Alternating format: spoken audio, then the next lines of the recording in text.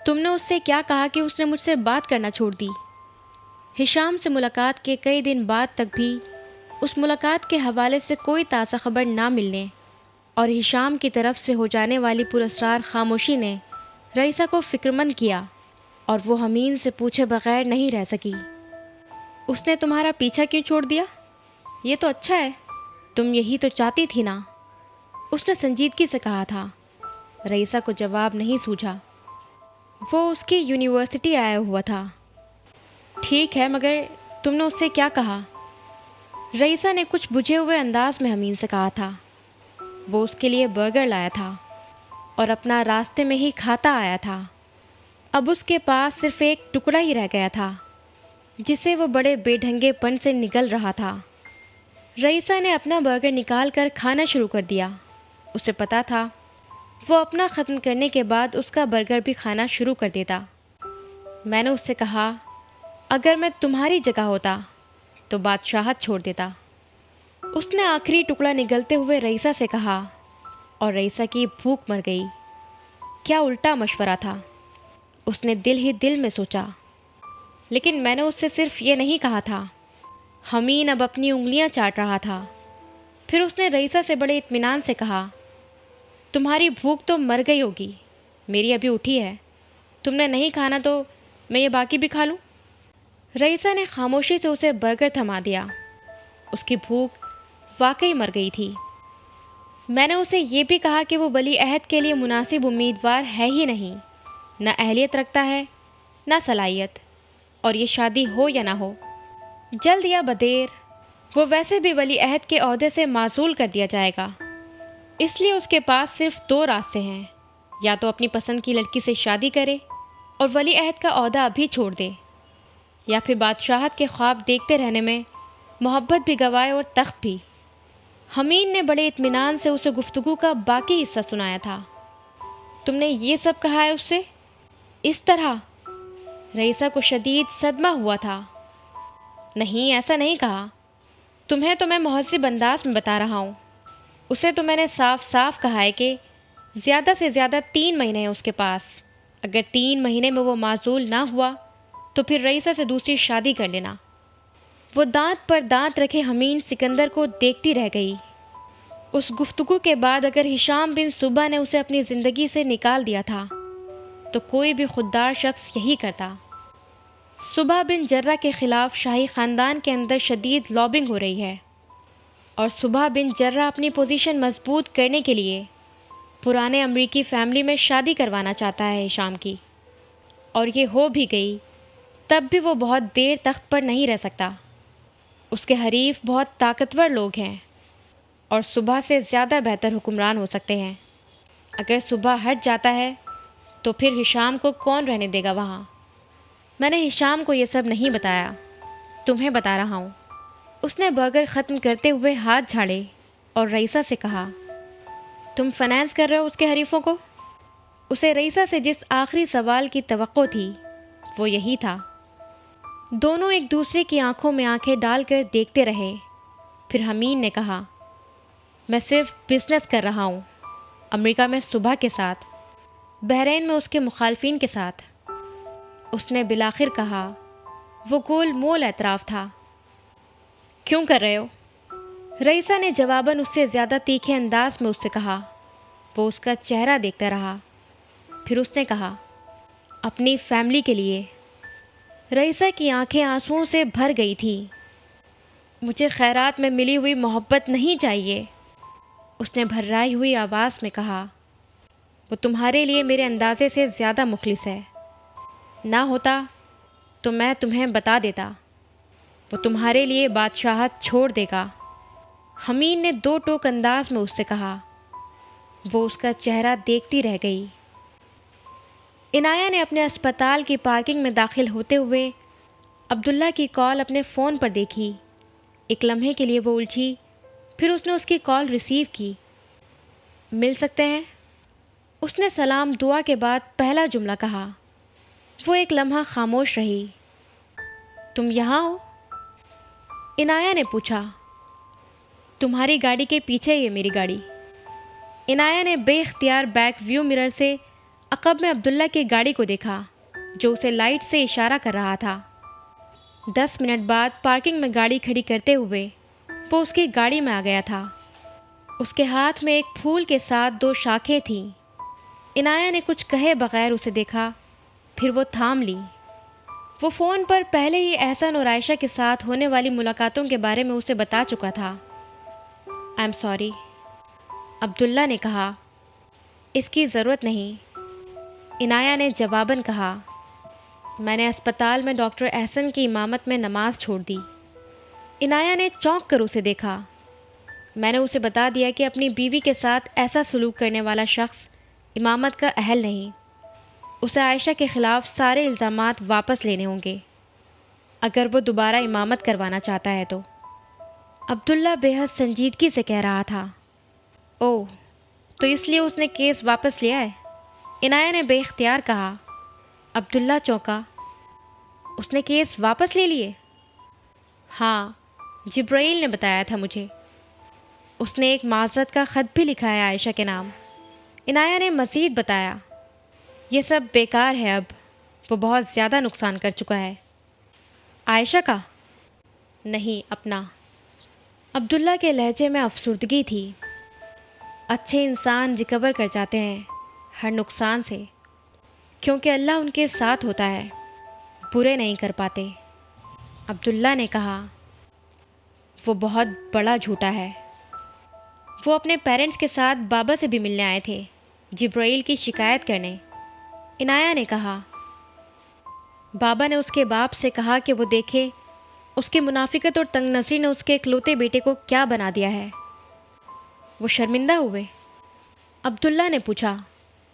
پتہ نہیں، خاموش ہو گئے تھے۔ البتہ احسن سعد کی ماں رونے لگی تھی، پتہ نہیں کیوں، پھر وہ چلے گئے۔ عنایہ نے کہا۔ تم نے مجھے معاف کر دیا؟ عبداللہ نے یکدم پوچھا۔ وہ مسکرا دی۔ ہاں، ایسی کوئی بڑی غلطی تو نہیں تھی تمہاری کہ معاف ہی نہ کرتی۔ عبداللہ نے ایک کارڈ اس کی طرف بڑھایا۔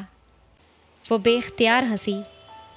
اب سب کچھ زبان سے کہنا سیکھو، سب کچھ لکھ لکھ کے کیوں بتاتے ہو؟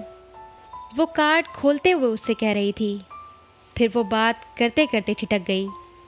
ایک ہاتھ سے بنے ہوئے کارڈ پر صرف ایک جملہ لکھا ہوا تھا، تم مجھ سے شادی کرو گی؟ عنایہ نے اپنی شرٹ کی جیب میں اٹکے بال پوائنٹ کو نکال کر اس تحریر کے نیچے لکھا۔ ہاں۔ عبداللہ مسکرایا اور اس نے اس کا بال پوائنٹ لیتے ہوئے لکھا۔ کب؟ عنایہ نے لکھا۔ پھولوں کے موسم میں۔ بہار؟ عبداللہ کا سوال تھا۔ جواب میں عنایہ نے لکھا۔ ہاں۔ عبداللہ نے ایک کارڈ پر ایک دل بنایا، عنایہ نے ایک اور۔ عبداللہ نے مسکراہٹ کا علامتی نشان بنایا، عنایہ نے ایک اور۔ کارڈ لکیروں، حرفوں، ہندسوں، جذبوں سے بھرتا جا رہا تھا، اور ہر شے صرف محبت کی ترجمان تھی، جو اللہ تعالیٰ کی بہترین نعمتوں میں سے ایک ہے، اور جسے پانے والے خوش نصیب۔ وہ دونوں خوش نصیب تھے جو اس کارڈ کو عہد اور تجدید عہد سے بھر رہے تھے۔ ٹیلیسکوپ سے اس نے ایک بار پھر اس بینکویٹ ہال کی کھڑکی سے اندر نظر ڈالی۔ ہال میں سیکیورٹی کے لوگ اپنی اپنی جگہوں پر مستعد تھے۔ کیئر ٹیکر اسٹاف بھی اپنی اپنی جگہ پر تھا۔ اس بینکویٹ ہال کا داخلی دروازہ اس قد آدم کھڑکی کے بالکل سامنے تھا، جس کھڑکی کے بالمقابل 7 فٹ چوڑی 2 رویا مرکزی سڑک کے پار ایک عمارت کی تیسری منزل کے ایک اپارٹمنٹ میں وہ موجود تھا۔ اس اپارٹمنٹ کے بیڈ روم کی کھڑکی کے سامنے ایک کرسی رکھے وہ ایک جدید اسنائپر رائفل کی ٹیلیسکوپ سائٹ سے کھڑکی کے پردے میں موجود ایک چھوٹے سے سوراخ سے اس بینکویٹ ہال میں جھانک رہا تھا۔ بینکویٹ ہال کا داخلی دروازہ کھلا ہوا تھا اور کوریڈور میں استقبالی قطار اپنی پوزیشن لے چکی تھی۔ اس کی گھڑی میں 9 بجے تھے۔ مہمان 9:15 پر اس کوریڈور میں داخل ہونے والا تھا، اور تقریباً 1 گھنٹہ اور 15 منٹ وہاں گزارنے کے بعد وہ وہاں سے جانے والا تھا۔ مہمان کے اس ہوٹل میں پہنچنے سے لے کر اس کی روانگی کے بعد تک تقریباً 1.5 گھنٹے کے لیے ہر طرح کا مواصلاتی رابطہ جام ہونے والا تھا۔ یہ سیکیورٹی کے ہائی الرٹ کی وجہ سے تھا۔ 1.5 گھنٹے کے لیے وہاں سیل فون اور متعلقہ کوئی ڈیوائسز کام نہیں کر سکتی تھی، لیکن وہ ایک پروفیشنل ٹارگٹ کلر تھا۔ اس سے پہلے بھی اسی طرح کے ہائی الرٹس میں کامیابی سے کام کرتا رہا تھا۔ اس کو ہائر کرنے کی وجہ بھی اس کی کامیابی کا تناسب تھا، جو تقریباً 100% تھا۔ وہ صرف 2 افراد کو مارنے میں ناکام رہا تھا، اور اس کی وجہ اس کے نزدیک اس کی بڑی قسمت تھی۔ پہلی بار اس کی رائفل لاسٹ سیکنڈ میں اس اسٹینڈ سے ہل گئی تھی جس پر وہ رکھی تھی، اور دوسری بار کا قصہ طویل تھا۔ وہ پچھلے 2 مہینے سے اس اپارٹمنٹ میں رہ رہا تھا، اس دن سے تقریباً 1 مہینہ پہلے سے جب یہ ہوٹل اس بینکویٹ کے لیے مختص کیا گیا تھا، جنہوں نے اسے اس اہم کام کے لیے ہائر کیا تھا۔ اس تقریب کے لیے اس ہوٹل اور اس کے اس بینکویٹ ہال کا انتخاب کرنے والے بھی وہی تھے۔ اس مہمان کو ختم کرنے کا فیصلہ 4 ماہ پہلے ہوا تھا۔ وقت، جگہ اور قاتل کا انتخاب بے حد ماہرانہ طریقے سے بڑے غور و خوض کے بعد کیا گیا تھا۔ اس مہمان کی سال بھر کی مکمل مصروفیات کے شیڈیول میں سے مقام، ملک اور ممکنہ قاتلوں کے نام شارٹ لسٹ کیے گئے تھے۔ پھر ہر جگہ تاریخ پر ہونے والے اس حادثے کے اثرات پر سیر حاصل بحث کی گئی تھی۔ فوری اثرات اور اس سے نپٹنے کی حکمت عملی پر بھی بات کی گئی تھی۔ ممکنہ رد عمل کے نقصانات سے بچنے کے لیے منصوبے تیار کیے گئے تھے۔ قاتلانہ حملے کے ناکام ہونے کی صورت میں ہونے والے ممکنہ رد عمل اور نقصانات پر غور کیا گیا تھا، اور ہر میٹنگ کے بعد کام کی جگہ اور تاریخیں بدلتی رہتی تھیں، لیکن قاتل ایک ہی رہا تھا، کیونکہ وہ موزوں ترین تھا۔ اس شہر میں، اس تاریخ پر، اس تقریب کے لیے سیکیورٹی کی وجوہات کے باعث 3 مختلف ہوٹلز کا نام لسٹ میں رکھا گیا تھا، لیکن اسے ہائر کرنے والے جانتے تھے کہ تقریب کہاں ہوگی۔ اس کو 2 ماہ پہلے ہی اس اپارٹمنٹ میں رہائش پذیر 27 سالہ لڑکی سے دوستی کرنے کے لیے کہا گیا تھا۔ اس لڑکی کے 4 سالہ پرانے بوائے فرینڈ سے بریک اپ کے لیے ایک پروفیشنل کال گرل کا استعمال کیا گیا تھا، جو اس کے کار ڈیلر بوائے فرینڈ سے ایک کار خریدنے کے بہانے ملی تھی اور اسے ایک ڈرنک کی آفر کر کے ایک موکٹیل لے گئی تھی۔ اس کال گرل کے ساتھ گزارے ہوئے وقت کی ریکارڈنگ دوسرے دن اس لڑکی کو میل میں موصول ہوئی تھی۔ اس کا بوائے فرینڈ نشے میں تھا، اسے پھنسایا گیا تھا، اور یہ سب ایک غلطی تھی۔ اس کے بوائے فرینڈ کی کوئی تعویل اس کے غصے اور رنج کو کم نہیں کر سکی تھی۔ اس کی گرل فرینڈ کے لیے یہ بات اس لیے زیادہ تکلیف دہ تھی، زیادہ ناقابل برداشت تھی، کیونکہ وہ 3 ہفتے میں شادی کرنے والے تھے۔ اس نے اپنے بوائے فرینڈ کا سامان گھر کے دروازے سے باہر نہیں پھینکا تھا، اپنے اپارٹمنٹ کی کھڑکی سے باہر پھینکا تھا۔ سڑک پر بکھرے سامان کو اکٹھا کرتے ہوئے خود کو اور اس کال گرل کو کوستے ہوئے بھی اس کا بوائے فرینڈ یہ سوچ رہا تھا کہ چند ہفتوں میں اس کا غصہ ٹھنڈا ہو جائے گا اور وہ دونوں دوبارہ اکٹھے ہو جائیں گے۔ جنہوں نے ان کا تعلق ختم کروایا تھا، انہیں اس بات کا بھی اندیشہ تھا۔ چنانچہ معاملات کو منطقی انجام تک پہنچانے کے لیے اس لڑکے کے کمپیوٹر کو بھی ہیک کیا گیا تھا۔ اس کی اور اس کی گرل فرینڈ کی بے حد قابل اعتراض تصویروں کو اس کی میل آئی ڈی کے ساتھ بہت ساری ویب پر اپلوڈ کر دیا گیا تھا۔ یہ جیسے تابوت میں آخری کیل تھی۔ اس لڑکی نے اپنے بوائے فرینڈ کی ای میل آئی ڈی سے بھیجا ہوا پیغام پڑھا تھا، جس میں لکھا تھا کہ اس نے اپنے بریک اپ کے بعد اس کی ساری پکچرز کو قابل اعتراض ویب سائٹس پر اپلوڈ کر دیا تھا۔ اس کی گرل فرینڈ نے پہلے وہ لنکس کھول کر دیکھے تھے، پھر اپنے بوائے فرینڈ کی اس کال گرل کے ساتھ ویڈیو کو اپلوڈ کیا تھا، اور اس کے بعد اپنے سابقہ بوائے فرینڈ کو اس کے شو روم میں جا کر اس کے کسٹمرز کے سامنے اس وقت پیٹا تھا جب وہ انہیں ایک جدید ماڈل کی گاڑی بیچنے میں تقریباً کامیاب ہو چکا تھا۔ ہیپی فیملیز ڈرائیو دس کار۔ اس نے تقریباً 156 بار یہ جملہ اس جوڑے کے سامنے دہرایا تھا جو ٹیسٹ ڈرائیو کے لیے وہاں موجود تھے، اور اس کے ساتھ اس نے 156 بار یہ جھوٹ بھی بولا تھا کہ کس طرح خود بھی اس کار کو ذاتی استعمال میں رکھنے کی وجہ سے اس کا اور اس کی گرل فرینڈ کا تعلق مضبوط ہوا تھا۔ اس کے بوائے فرینڈ کو مار کھانے پر اتنا شوق نہیں لگا تھا۔ 4 سالہ کورٹ شپ کے دوران وہ اپنی گرل فرینڈ کے ہاتھوں اس شہر کی تقریباً ہر مشہور پبلک پلیس پر پٹ چکا تھا، اور یہ تو بہرحال اس کا اپنا شو روم تھا۔ جتنا اسے اپنی گرل فرینڈ کا الزام سن کر شوق لگا تھا، اس کے چیخنے چلانے اور صفائیاں دینے کے باوجود اس کی گرل فرینڈ کو یقین تھا کہ اس نے شراب کے نشے میں یہ حرکت کی ہوگی، ورنہ اس کے ذاتی لیپ ٹاپ میں موجود تصویریں اس کے ای میل ایڈریس کے ساتھ کون اپلوڈ کر سکتا تھا۔ اس بریک اپ کے ایک ہفتے کے بعد وہ نائٹ کلب میں اس سے ملا تھا۔ چند دن کی ملاقاتیں یوں ہی بے مقصد انداز میں ہوتی رہی تھیں۔ وہ میڈیکل ٹیکنیشین تھی اور اس نے اپنا تعارف پینٹر کے طور پر کرایا تھا۔ وہ ہر بار اس لڑکی کے ڈرنکس کی قیمت خود ادا کرتا رہا تھا۔ چند دن کی ملاقاتوں کے بعد اس نے اسے گھر پر مدعو کیا تھا، اور اس کے بعد وہاں اس کا آنا جانا زیادہ ہونے لگا تھا۔ وہ اس بلڈنگ کے افراد کو روزانہ کا ملاقاتی ہونے کا تاثر دینا چاہتا تھا، اور 2 ماہ کے اس عرصے کے دوران وہ اس اپارٹمنٹ کی دوسری چابی بنوا چکا تھا، اور ایک ہفتہ پہلے وہ اس لڑکی کی عدم موجودگی میں اس کے اپارٹمنٹ پر وہ اسنائپر رائفل اور کچھ دوسری چیزیں بھی منتقل کر چکا تھا۔ وہ جانتا تھا اس تقریب سے ایک ہفتہ پہلے اس علاقے کی تمام عمارتوں پر سیکیورٹی چیک ہوگا۔ وہ تب ایسا کوئی بیگ اسکریننگ کے بغیر عمارت میں منتقل نہیں کر سکے گا، اور اس وقت بھی اس علاقے کی تمام عمارات بے حد سخت سیکیورٹی میں تھیں۔ وہ ایک ریگولر وزٹر نہ ہوتا تو اس وقت اس بلڈنگ میں داخل نہیں ہو سکتا تھا۔ اس بلڈنگ سے 50 میل دور اس کی گرل فرینڈ کو ہسپتال میں کسی ایمرجنسی کی وجہ سے روک لیا گیا تھا، ورنہ وہ اس وقت اپنے اپارٹمنٹ میں ہوتی۔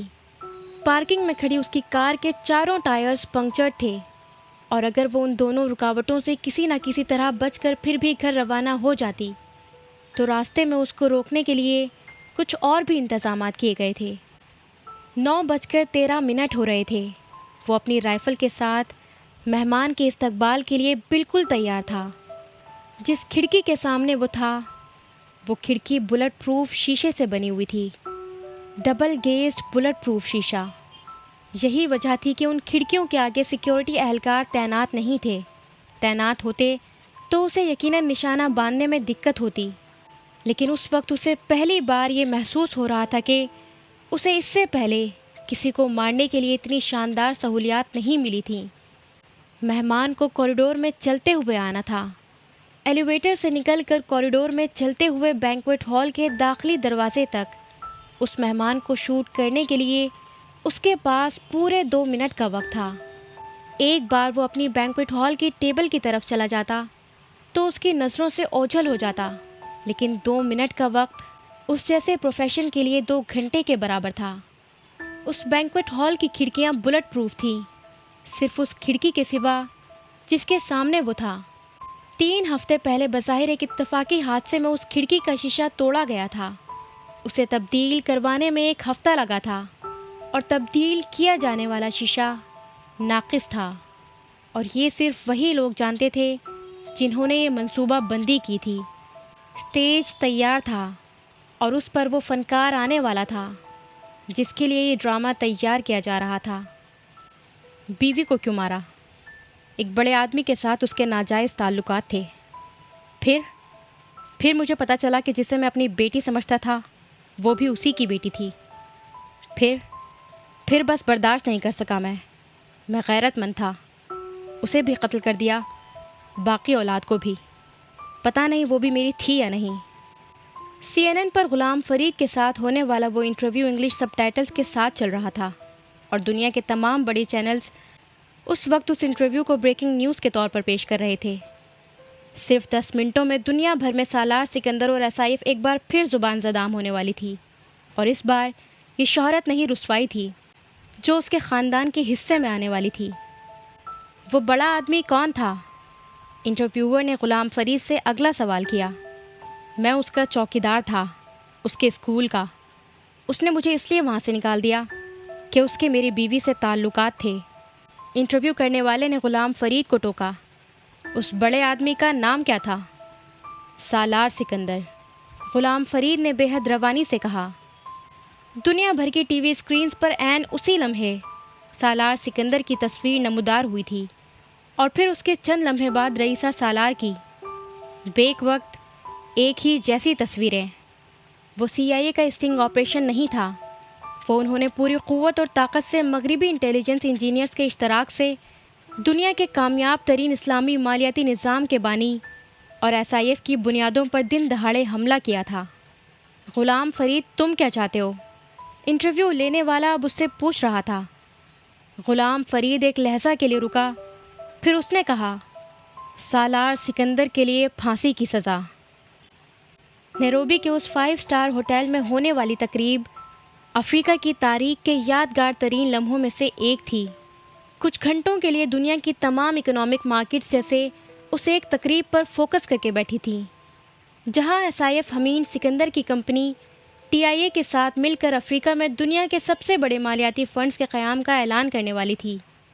وہ انضمام نہیں تھا، اشتراک تھا، اور دنیا کا کوئی بڑا مالیاتی ادارہ نہیں تھا جس کا سربراہ وہاں اس 5 اسٹار ہوٹل کے بینکویٹ ہال میں موجود نہ ہو۔ وہاں دنیا کے بہترین دماغ تھے، اپنی اپنی فیلڈ کے نامور لوگ، اور ان لوگوں کے جمگھٹے میں وہاں سالار اور حمین سکندر اس گلوبل فنڈ کا اعلان کرنے والے تھے جس کی مالیت دنیا کے تمام بڑے مالیاتی اداروں کو پچھاڑنے والی تھی۔ 9:14 پر بھی ٹیلیسکوپ کی آنکھ سے اس ٹارگٹ کلر کو وہ مہمان لفٹ کے دروازے سے نمودار ہوتا نظر نہیں آیا، لیکن وہ دم سادھے، آنکھ ٹیلیسکوپ پر ٹکائے، ایک انگلی ٹریگر پر رکھے، لفٹ کا دروازہ کھلنے کا منتظر تھا۔ 10، 9، 8، 7، 6، 5، 4، 3، 2، 1۔ آب حیات کے اور ایپیسوڈ سننے کے لیے ہمارے چینل کو سبسکرائب کریں، پسند آئے تو لائک کریں، اور اپنے دوستوں کے ساتھ شیئر کرنا نہ بھولیں۔ Bye bye.